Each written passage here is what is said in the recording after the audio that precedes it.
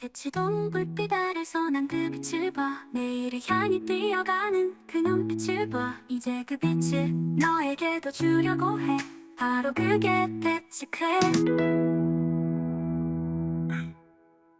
안녕하세요 여러분. 대치클래스 고1 첫 모의고사 준비반의 과학 영역을 맡은 최유선 선생님입니다. 만나서 반갑습니다. 이번 시간은 여러분과 만나게 될 이 강의의 오리엔테이션 시간입니다. 자, 이번 시간을 통해서 선생님은 어떤 사람인지 여러분한테 조금 더 소개를 드리고 이 강의를 어떻게 활용하면 좋을지 그 방법에 대해서 이야기해보는 시간 갖도록 하겠습니다. 자, 우선은 말씀드린 대로 선생님 소개부터 좀 하려고 합니다. 자, 선생님은요, 서울과 지방의 교육을 모두 경험한 선생님입니다. 자, 그래서 이 강의를 듣고 있는 많은 친구들이 사실은 서울이 아닌 어떤 지방에서 듣기도 하고 정말 먼 곳에서 듣는 친구들도 있을 것 같아요. 선생님은요, 서울이 아니라 지방에서, 그중에서도 광주에서 나고 자랐습니다. 거기에서 강남인간 강의를 들으면서 중고등학교 때 조금 더 부족한 교육을 받기도 하고 공부를 열심히 했었어요. 자, 그때 강의를 한번 들어보니 학교에서 다루지 않았던 문제풀이 방식이라든지 또는 더 알면 도움이 될 법한 개념 공부 방법들 이런 것들을 얻을 수 있어서 너무너무 도움이 많이 되었습니다. 자, 그리고 나서 이제 성인이 되어서 서울에서 교사로서 근무를 하게 되었어요.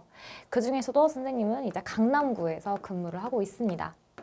강남구에 와보니까 너무 많은 친구들이 정말 열심히 공부하고 있고요. 공부하는 깊이가 깊다는 걸 알게 됐어요. 선생님이 지방에서 중고등학교 생활을 하는 동안에는 나 정도면 다른 친구들보다 좀 깊게 하는 것 같은데? 라고 생각하면서 했던 공부들을 이 강남구에 와보니까 정말 많은 친구들이, 심지어 대다수의 친구들이 그런 교육을 받고 정말 어려운 난이도까지 공부를 하고 있더라라는 겁니다. 자, 그러한 상황이요. 과학뿐만 아니라 국영수에는 더 정말 정확하게, 면밀하게 적용이 되고 있었어요. 많은 친구들이 정말 많은 깊이까지 들어가고 정말 많은 선행학습을 하고 생각보다 서울 친구들은 정말 열심히 공부하는구나 라고 느끼게 된 계기가 이제 선생님이 강남구에서 교사를 하다 보니 그렇게 느끼게 되었습니다. 자, 그래서 이 강남구의 교육과 평가의 중심에 있는 선생님이 바로 저라는 거 한번 말씀드려보고 싶은데요. 자, 선생님은 이 강남구에서 꽤 오랜 시간 동안 교사로 근무를 하면서 정말 많은 중간고사, 기말고사 문제를 내봤고요. 서로 1, 2, 3학년 선생님들과 함께 시험 문제를 교환하다 보니 어떻게 문제를 내는 것이 경향인지 등등을 파악하고 있습니다. 그래서 오늘은 여러분들한테 어떻게 시험 문제가 출제가 되는지 그 순서, 그 비법들 살짝 좀 알려드릴 거고요. 이것과 마찬가지로 모의고사 역시 학교 시험이 만들어진 것과 거의 유사하게 만들어질 것입니다. 그래서 여러분들이 출제의 비밀 한번 알고 가시면 좋겠다는 의미에서 이따가 소개를 드릴게요. 자, 선생님은 이제 내신이라든지 모의고사에서 어떤 것을 기준으로 해서 어떤 것을 문제에 낼 수밖에 없는지 정해져 있는 것들 한번 알려드려 보도록 하겠습니다. 자, 여기 보시면요. 선생님들은 어떤 문제를 출제하실까라는 제목이 붙어 있어요. 자, 이 보이는 창이 뭐냐면 선생님이 학교에서 시험 문제를 낼 때 반드시 체크해야 하고 반드시 입력해야 하는 항목을 넣어둔 것입니다. 자, 선생님이 이러한 창을요, 거치지 않으면 시험 문제를 출제할 수가 없어요. 자, 그래서 실제로 제가 이제 2학기 중간고사에서 3학년 2학기 중간고사예요. 중간고사에서 문제를 냈던 거, 중간고사가 아니라 기말고사죠. 기말고사에서 문제를 냈던 거, 이 창을 가지고 와봤어요. 자, 예를 들면 이런 식으로 냅니다. 1번 문항에서는 내용 영역 어떤 부분을 문제를 낼 것이냐라고 적혀 있을 때 이제 선생님들이 입력을 해야 돼요. 나는 역학적 에너지에 관한 문제를 내겠다라고 적어두고 나서 선택을 해야 합니다. 자, 여기 성취 기준 보이시죠? 성취 기준에 모두 1이라고 써 있는데 그 말은 성취 기준 딱 한 가지만 적용한 문제다라는 내용이에요. 2가지 이상 적용을 해서 내는 선생님들도 계시지만 2가지 이상 적용을 시키면 문제 난이도가 확 높아지는 경우가 많습니다. 자, 그런데 이 성취 기준 2가지 이상 적용시킨 것이 우리 모의고사 문제에 많이 나와요. 그래서 이 모의고사는 기본 개념에 충실하면서 적용이 가능하면 2가지 이상의 성취 기준이 같이 적용된 문제들이 많이 나오는 겁니다. 그러면 열심히 공부해 풀 수 있겠죠? 자, 여기 성취 기준 이 위에 마우스 커서를 올려두면 제가 무엇을 선택했는지가 창이 뜹니다. 자, 선생님은요, 이 1번 문항에 대해서 자, 이런 성취 기준을 골랐어요. 자, 위로 던져 올린 물체와 자유낙하 물체의 운동에서 위치 에너지와 운동 에너지의 변화를 역학적 에너지 전환과 역학적 에너지 보존으로 예측할 수 있다. 자, 여기 성취 기준이라는 것이 나왔는데, 자, 여러분, 성취 기준은요, 제가 작성하는 것이 아닙니다. 자, 우리 평가원이라고 하는 어떤 기관에서 몇 년 단위로 해서 성취 기준을 쫙 만들어내요. 무슨 개념을 학생들한테 어떻게 가르칠 때 이 정도는 할 수 있도록 가르쳐야 한다 라고 하는 목록들을 제시해 줍니다. 그러면 학교에서는 이러한 성취 기준을 무조건 시험 문제에 포함을 다 시켜야 돼요. 정말 다 들어가게 쭉쭉쭉 문제를 만들어 놓고 나면 그래야 이제 시험 문제가 종료가 되는 것인데, 그래서 여러분들은 이번 강의를 통해서 이 성취 기준이 적용된 문제들 어떻게 출제될 수 있는가 하나하나 뜯어볼 거예요. 자, 그래서 이거 선택된 다음에 난이도도 골라야 되고 배점과 정답 쭉쭉 고르게 되는데, 저 성취 기준 한 번 더 보도록 하겠습니다. 자, 여기 보면요, 2015 교육과정부터 한번 이야기를 드리려고 하는데요. 이 교육과정 안에 아까 보았던 성취 기준이 들어가게 됩니다. 성취 기준이 이 안에서 제시가 돼요. 자, 이 2015 교육과정은요, 이렇게 차례대로 적용이 되었는데, 자, 2018년도에는 중학교 1학년에 처음 적용이 됐어요. 그리고 이 학생들이 1년 뒤 중학교 2학년이 되었을 때는 2학년까지 이 교육과정이 적용이 되고, 2020년이 되었을 때 중학교 3학년에게 적용이 되었습니다. 자, 그리고 나서 이 학생들이 졸업을 해서 2021년도에 고등학교 1학년이 되었을 때 3월 모의고사에서 여기는 2015 교육과정이 적용된 모의고사 문제를 처음 풀게 돼요.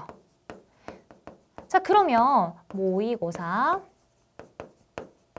자, 그러면 이 전년도까지 2020년도, 자, 2020년도는 이렇게 적어야죠. 2020년도까지 나왔던 고1 3월 모의고사의 특징은요, 2015 교육과정이 아니라 그 전년도, 그 전까지 적용되던 교육과정의 내용입니다. 그래서 2020년도와 2021년도에 풀게 되는 모의고사 차이에는 이 내용의 차이가 약간은 있어요. 그래서 여러분들이 주의하셔야 할 게 2021년도까지는 지금까지 여러분이 익숙했던 용어가 굉장히 많이 나올 거예요. 100% 다 풀 수 있습니다. 그런데 2020년도 문제를 풀다 보면 이걸 내가 배웠나? 라고 하는 용어들이 조금 등장해요. 그런데 아주 많지는 않고요. 정말 조금 등장하기 때문에 여러분들 그런 것들만 살짝 분리를 하셔서 분별하셔서 공부하시면 되겠고, 2021년도부터 이제 여러분들은 아직까지 2024년도 이 기출문제를 볼 수 있을 것 같은데, 이 4개년에 대해서는 내가 여기 나와 있는 개념들은 모두 풀 수 있어야 되겠구나 라고 생각하셔야 되겠습니다. 자, 그리고 나서 이제 새로운 교육과정이 만들어졌죠. 바로 2022 교육과정입니다. 자, 2022 교육과정은 2022학년도에 만들었다는 의미예요. 근데 바로 적용이 되는 것이 아니라 언제 적용이 되냐면 2025년 중학교 1학년에서부터 적용이 되고요. 이 학생들이 2학년이 들어가면 이 2학년까지도 적용이 되고 있습니다. 자, 그리고 3학년이 되면 이렇게 적용이 될 거예요. 자, 그러면 이 중학교 3학년 학생들이 졸업해서 내후년도에 이렇게 2028년이 되었을 때 고1 모의고사부터는 이 교육과정, 2022 교육과정이 적용이 될 거예요. 자, 그런데 아까도 말씀드렸다시피 2015나 2022나 자, 내용은 전체적인 내용은 비슷합니다. 자, 그런데 단지 달라지는 것은 2학년 때 배웠던 내용이 중학교 1학년으로 내려가거나 3학년 때 배웠던 것들이 2학년으로 내려오거나 이렇게 학년 단위로 차이는 생길 수 있지만 1, 2, 3학년 통칭해서 우리가 배우는 내용은 비슷비슷합니다.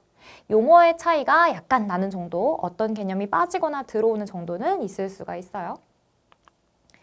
자, 그러면 우리가 이 교육과정 조금 보여드리려고 하는데 여기부터 보여드리고 있는 것이 2015 교육과정입니다. 자, 여기에서 우리 힘에 관해서 한번 보려고 해요. 정말 이 중학교 때 배우는 개념에 많은 것들이 있지만 예를 들어서 여기 보이는 힘에 대해서 이야기해 보도록 하겠습니다. 자, 힘에서 물체 사이에는 여러 가지 힘이 작용한다라는 것을 여러분들이 알고 가야 한다는 개념이고요. 초등학교 때는 무게나 수평 잡기, 용수철 저울의 원리 등을 배웠다면 이걸 바탕으로 중학교 1, 2, 3학년 동안에는 중력이나 마찰력, 탄성력, 부력 이렇게 4가지의 힘의 종류에 대해서 가르쳐라 라는 의미입니다. 자, 그래서 이런 걸 보고 교과서가 만들어지는 거예요. 자, 한번 볼게요. 여기 나와 있는 것이 성취 기준입니다. 성취 기준은 이 박스에 들어있는 것이 성취 기준이에요. 자, 그리고 세부 설명이 위에 나와 있는데요. 이 단원에서는 물질 세계에 존재하는 여러 가지 힘 중에서 중력, 탄성력, 마찰력, 부력을 이해하고 이러한 힘의 특징과 힘이 작용하여 나타나는 현상에 대하여 호기심과 흥미를 갖도록 해야 합니다. 자, 질량과 무게를 구분하도록 하고, 자, 뭘 공부해야 되지 나왔죠? 질량과 무게를 구분하도록 이게 중요하다는 거예요. 그럼 어떻게 해요? 선생님들은 이걸 문제에 내야 되는 겁니다. 자, 또 볼게요.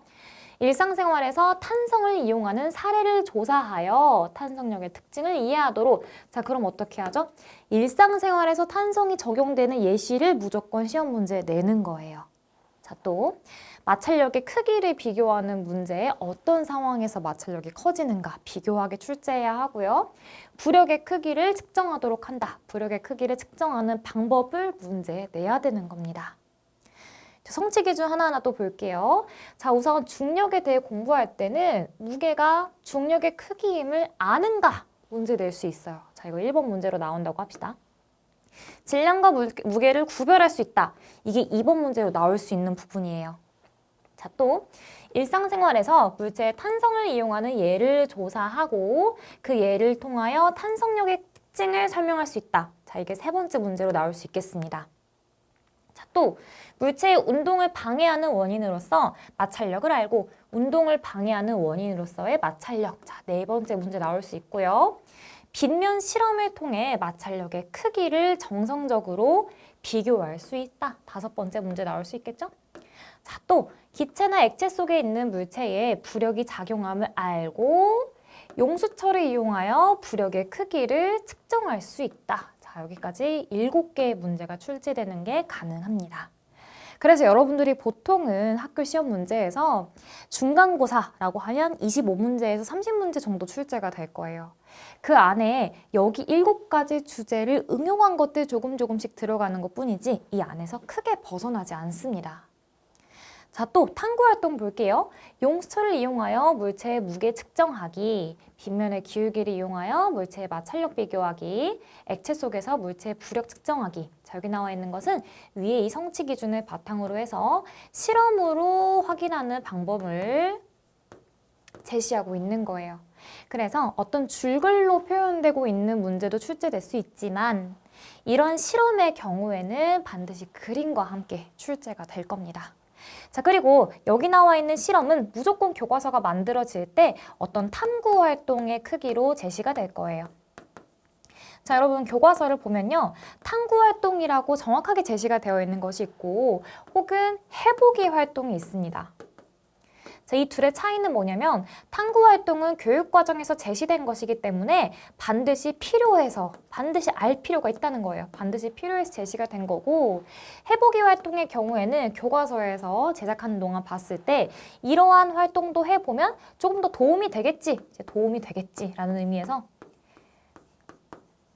필수는 아니지만 학생들을 위하여 그 출판사에서 넣어둔 것이에요. 여러분들이 주의 깊게 봐야 되는 것은 이 탐구 활동입니다. 탐구 활동은 보통 거의 2페이지에 걸쳐서 커다랗게 소개가 되어 있는 활동들이 나올 거예요. 자, 또 봅시다. 이 탐구 활동을 이용해서 그러면 모의고사에는 어떻게 출제가 되고 있는가를 한번 보려고 해요. 자, 아래 나와 있는 것은 2021년도 3월에 나왔던 문제입니다. 자, 그림 가는 물체 A가 용수철 저울에 매달려 정지해 있는 모습을, 그리고 나는 가의 A를 물에 넣었을 때 A가 물속에서 정지해 있는 모습을 나타낸 것입니다. 자, 이렇게 공기 중에 있다가 물속에 들어가게 되면요, 부력을 받게 되는데, 자, 부력을 지금 뭘 이용해서 측정을 했냐면, 네, 용수철 저울을 이용해서 측정을 했습니다. 자, 그래서 이 문제 특징은 뭐냐면 용철 저울에서 탄성력의 정의를 잘 이해하고 있는가, 그리고 이걸 이용해서 부력을 측정하는 방법까지 알고 있는가. 자, 성취 기준 두 개를 동시에 넣은 문제인 거예요. 자, 이런 식으로 문제가 나오는 것인데, 자, 선생님은 이 강의에서 이렇게 풀어나가려고 합니다. 자, 이번 강의에서는 개념을 복습하는 것을 넘어서, 자, 이렇게 자주 나오는 탐구 주제, 탄성력을 이용한 무게 측정, 그리고 부력의 개념을 둘러 같이 적용을 시키는 방법을 여러분들한테 계속해서 알려드릴 거예요. 그러면 여러분들은 이런 탐구 활동이 있었지 한번 떠올려 보시고, 이런 개념과 어떻게 만날 수 있는가, 선생님 개념 설명해 드리는 거 차근차근 적으시면서 복습을 한번 해 두시면 되겠습니다. 자, 자주 출제되는 유형을 집중 분석해서 공략하고, 개념 공부를 넘어서 방금 말씀드렸듯이 문제의 유형이 어떻게 나올 수 있는가, 문제에 대해서 공부하는 것도 시작하셔야 합니다. 자, 탄성력의 개념이란 이런 것이 다, 부력의 개념이란 이런 것이 다. 개념을 아는 것도 너무 중요하지만 그게 어떻게 적용될 수 있는가, 이런 것들 공부하는 게 훨씬 더 중요하겠죠. 자, 또 볼게요. 이번 강의에서는 숙제가 있습니다. 자, 여러분, 여기 숙제에 포함되고 있는 것은 방금 전에 봤던 것처럼 21년도 3월 문제가 나와 있어요. 자, 선생님이 이제 정말 많은 모의고사 문제들을 여기에 넣었는데, 처음에는 5개년 정도의 이 문제를 넣었어요. 2020년부터 2024년도 정도의 문제를 포함해서 강의를 거의 만들었습니다. 그런데 이 중에서 여러분들 겹치는 문제가 정말 많아요. 매년 반복되는 문제들이 많은데, 반복되는 경우에는 이렇게 숙제로 일단 빼놨어요. 유사한 문제를 풀어보는 경험으로 기출문제를 활용하면 좋겠다는 생각에 숙제로 빼두었고요. 이거 이외에도 또 어떤 것들을 숙제로 포함을 시켰냐면 정말 오래된 문제들 넣어놨습니다. 예를 들면요, 선생님이 2009년도 문제를 봤는데 너무너무 좋은 문제가 있는 거예요. 그래서 여러분들이 이걸 풀어봤으면 좋겠는데, 24년도 문제부터 2009년도 문제까지 거슬러 올라가려면 여러분들한테 너무 많은 문제를 풀어주겠다는 생각이 들었어요. 그러면 약간 부담이 될 수도 있겠다는 생각에 주로 강의에는 5개년도의 문제를 다루고요. 그리고 숙제로는 이 전년도 거 거의 다 넣었어요. 제가 2009년도뿐만 아니라 19년도부터 해서 2007년도까지 문제도 거의 다 다루고 있는 것 같습니다. 너무 그림이 옛날식이거나 너무 반복되는 문제가 아니라면 숙제로 넣어놨어요. 자, 그리고 이 숙제에 대한 풀이는 제가 따로 파일로 첨부해서 옆에 올려드립니다. 그래서 여러분, 이 숙제 부분은 강의를 들은 이후에 직접 한번 풀어보시고 따로 올라와 있는 이 풀이 파일 한번 읽어보시면서 채점해 주시면 좋겠고요. 자, 한 가지 더 있습니다. 우리가 뭐 해야 되냐면 모의고사 만점을 향한 오늘의 숙제 부분이 있어요. 자, 여기에서는 이 공부했던, 복습했던 개념들을 활용해서 모의고사 예상 문제를 직접 출제를 해보는 거예요. 자, 그래서 우수한 문제를 낸 분들께는 선생님이 칭찬을 드릴 겁니다. 자, 그리고 좋은 문제가 있었던 것들은 선생님이 공지사항을 통해서 공유를 할 거예요. 자, 이러한 문제풀이 해보는 단계까지 다 같이 하면서 실력을 하나씩 쌓아가 보셨으면 좋겠습니다. 자, 모의고사 시간표 간단하게 한번 소개를 드릴 건데요.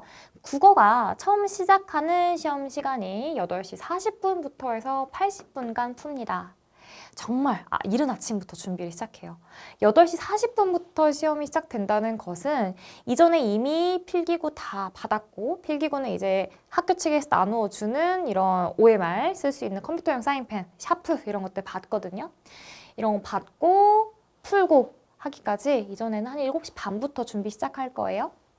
자, 또 수학 100분 풀고, 영어 70분 풀고, 한국사, 과학, 사회, 과학, 직업탐구 드디어 2시 50분이 되면 풀기 시작합니다. 자, 그런데 여러분, 이 사이사이의 시간표를 보면 쉬는 시간이 30분은 되는 것 같지만 실제로는 30분이 채 안 되고요. 한 20분 정도 됩니다.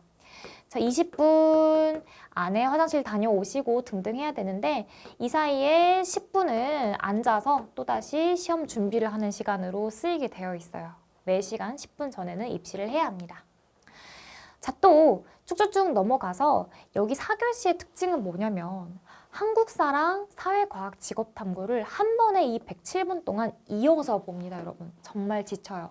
한국사 시험지를 내고 나서, 답안지 내고 나서 그 답안지가 채점이 되는 동안 우리는 과학탐구를 푸는데 과학탐구도 여러분 두 개를 골라요. 과학탐구 1 내가 고른 거, 2 내가 고른 거 이렇게 두 개를 고릅니다. 그래서 각각 30분 정도 풀어요. 30분, 30분, 30분 그리고 그 사이사이에 준비 시간이 있습니다. 그래서 여러분 아침부터 이렇게 해서 정말 지친데 과학탐구를 처음 푸는 시간은요 한 3시 20분 정도가 될 거예요. 20분보다 살짝 넘어서 풀기 시작할 겁니다. 그러면 이미 과학탐구를 풀 때는 이전에 머리를 너무 많이 썼기 때문에 정말 지쳐 있거든요. 그래서 여러분 과학의 경우에는 내가 지쳐 있어도 풀 수 있을 만큼 공부를 정말 빠삭하게 해두셔야 돼요. 여기 보이는 1, 2, 3교시의 경우에는 비교적 빠른 시간에 풀기 때문에 여러분들이 맑은 정신으로 풀 수 있지만 이런 과학탐구나 제2외국어 한문의 경우에는 정말 지친 상태로 정말 반쯤은 눈을 감은 상태로 풀게 될 거라는 거 여러분들 미리 조심해 주시고요. 과학 공부는 내가 정말 흐려진 정신 상태에서도 풀 수 있을 때까지 열심히 해놔야겠다라고 생각하셔야겠습니다. 자, 그러면 어떻게 대비하는지 몇 가지만 소개해드리고 마치도록 할게요. 자, 우선은 최근 5년간의 기출문제를 꼼꼼히 복습을 해야 합니다. 자, 여기서는 5년간이라고 나와 있는데 정확히는 나의 교육과정과 일치하는 것이 좋겠어요. 교육과정과 일치하게. 자, 그래서 이 강의를 들을 시점에 여러분들의 경우에는 2021년도부터의 문제를 쭉 한번 복습해 보시면 좋겠습니다. 자, 또 교과서 내 탐구 활동을 주의 깊게 살펴보는 거예요. 자, 우리가 교과서 버리지 않은 친구들은 더 좋았겠지만 버렸다면 이 시험 문제에 나왔던, 기출 문제에 나왔던 탐구 활동을 분석을 여러 번 더 해보는 거예요. 과정을 한 번 더 돌이켜보고 이 과정은 왜 있었는가 검색도 한번 해보시고 부족하면 질문 게시판을 이용해서 왜 이런 단계가 포함이 되었나요? 등등 주의 깊게 살펴보시는 걸 추천드리겠습니다. 자, 또 이 대치 클래스 강의 여러분 정말 잘 보셔야 돼요. 이걸 통해서 전반적인 개념을 한번 쭉 훑어봅니다. 우리가 3년 동안 공부해 왔던 거, 어떤 것들이 있었는지 한번 쭉 훑어보고 보충학습이 필요한 부분은 숙제를 내드린 거 열심히 해서 이걸 통해서 더욱 깊게 정말 많이 학습을 해보시는 거 추천을 드리도록 하겠습니다. 네, 여기까지 해서 이제 오리엔테이션을 맞춰보려고 합니다. 자, 여러분, 첫 모의고사 1등급 여러분들이 마음만 먹고 열심히 하면 정말 해낼 수가 있습니다. 그러니까 너무 겁먹지 마시고 여러분들이 고등학생이 된다고 해서 지금까지의 나와 다른 정말 새로운 모습 이렇게 경직된 채로 들어가게 되면 오히려 힘들 수 있어요. 그렇지 말고 중학교 3학년 과정을 내가 한번 복습 잘 해봐야지 하는 긍정적인 마음으로 대하시면 분명히 좋은 결과 있도록 할 겁니다. 그럼 여러분 너무 고생 많으셨고요. 선생님이랑은 1강에서 바로 한번 만나보도록 하겠습니다. 다음 시간에 만나요. 안녕.